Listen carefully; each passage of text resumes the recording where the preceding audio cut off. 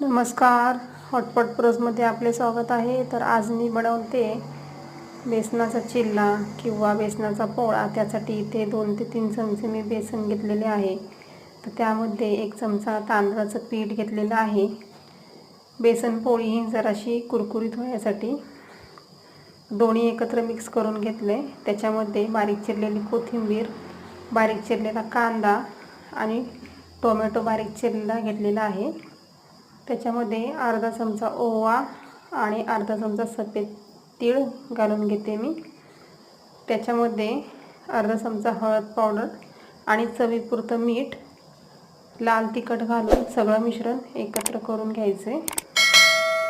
सगळं मिश्रण एकत्र केलं की त्यामध्ये थोडंसं पाणी घालून घट्टसर बॅटर तयार करायचं आहे।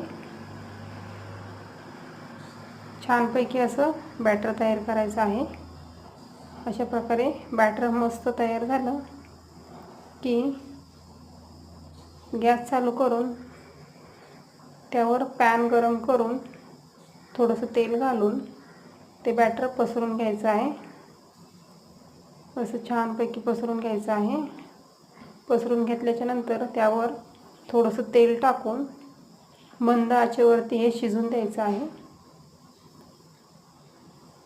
असं शिजून झालं की एक बाजू पलटी करायची आणि चांगलं शिजून द्यायचं, मस्त परतून घ्यायचं। असं बघा, बेसनाची पोळी तयार झालेली आहे।